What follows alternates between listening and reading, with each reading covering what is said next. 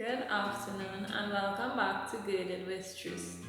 We have been talking about godly counsel and how to make godly leagues or covenant. So today we're getting into godly friendships.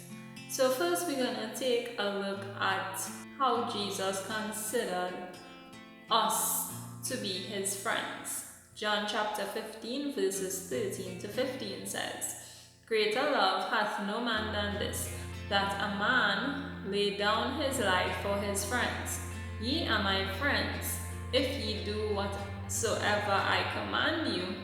Henceforth I call you not servants, for the servant knoweth not what his Lord doeth, but I have called you friends, for all things that I have heard of my Father I have made known unto you."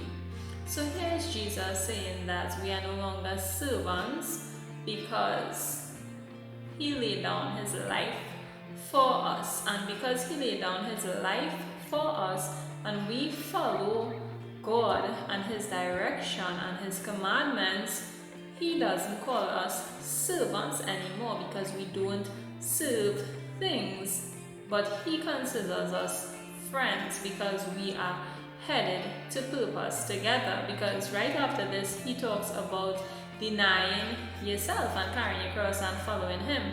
So he is saying, when you are no longer tied to a thing, when you are no longer serving a thing, when you are following God together with me and accomplishing purpose, we are now friends. And this was demonstrated in the life of Abraham, because if we go to James chapter 2 verse 23, it says, "And the scripture was fulfilled which saith, Abraham believed God, and it was imputed unto him for righteousness, and he was called the friend of God." So here, Abraham had faith in his purpose. He accomplished his purpose because of faith. He is known as the father of faith. So here we know he is the friend of God. And many generations after, when he was talking to Israel, he mentioned that. We go to Isaiah chapter 41 verse 8 and it says, "But thou Israel art my servant, Jacob whom I have chosen, the seed of Abraham my friend." So this is many years later and God is still mentioning Abraham as his friend because Abraham died at the end of his purpose. Let us now look at the life of Jesus and how he would have accomplished his purpose. Matthew chapter 16 verses 21 to 23 says, "From that time forth began Jesus to show unto his disciples how that he must go unto Jerusalem and suffer many things of the elders and chief priests and scribes, and be killed and be raised again the third day. Then Peter took him and began to rebuke him, saying, Be it far from thee, Lord. This shall not be unto thee. But he turned and said unto Peter, Get thee behind me, Satan. Thou art an offense unto me, for thou savorest not the things that be of God, but those that be of men." So here is Peter. Peter walked with God. Peter was left to carry on the legacy of Jesus after he departed out of this earth. And here's Peter, Jesus' friend, and Jesus is calling him Satan, but Jesus is saying, "Get thee behind me, Satan," because Jesus was not concerned about earthly things. Peter wanted Jesus to remain with him because they were friends, but Jesus didn't see friendship as just both of us making a connection and occupying a space and learning to trust each other. Jesus saw friendship as being a purposeful thing.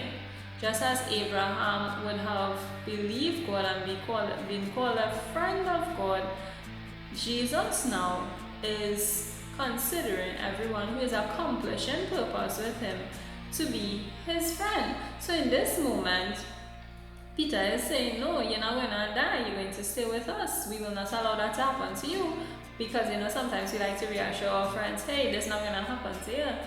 But Jesus is saying, no, get thee behind me, Satan, because I am here to accomplish the will of my Father. I am here to be killed and to suffer things so that I will die. Remember, we started off by saying, no greater love had a man than this, than a man that would lay down his life for his friends. So how is he supposed to lay down his life for his friends if he does not die? So here he is rebuking Peter, or telling Peter, no, I did not come in this earth to contemplate earthly things or to just be your friend. I came to die for all my friends. So Jesus is really demonstrating what true friendship or godly friendship is all about. And Matthew chapter 26 verses 49 to 50 says, and forthwith he came to Jesus and said, Hail, Master, and kissed him. And Jesus said unto him, Friend, wherefore art thou come? Then came they and laid hands on Jesus and took him. This was when Jesus was about to be crucified. And this is Judas. Many people talk about how Jesus had 12 disciples and he took one that would betray him. He did that because there was purpose. Here he's calling Judas his friend because Judas is the last piece of the puzzle to bring him into that suffering, that torture, that crucifixion that he is supposed to face. So Jesus is not considering true friendship or godly friendship just to be people within a circle who can trust each other and who love each other. Yes, that is part of it, but he is considering godly friendship to be a person who can operate in purpose and drive me to my purpose and who can facilitate my purpose together with me. So purpose and friendship goes hand in hand. All friendship is for a purpose. That is why we have friendship for times, friendships for seasons, and also long-lasting friendships. So some friendships do not last very long because the purpose has expired.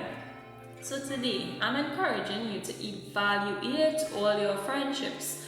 And if you understand that there's purpose behind each one of your friendships, you will begin to understand that you are in godly friendships and there is purpose behind each friendship you are connected to. So I encourage you to develop godly friendship, to gain good friendships. It doesn't mean that the person have to be directly involved in everything you are involved in. They don't even have to be going to the same church as you, but they have to be in some way facilitating your purpose and helping you grow towards the purpose God has for you. Thank you so much for listening. Have a wonderful afternoon. Bye.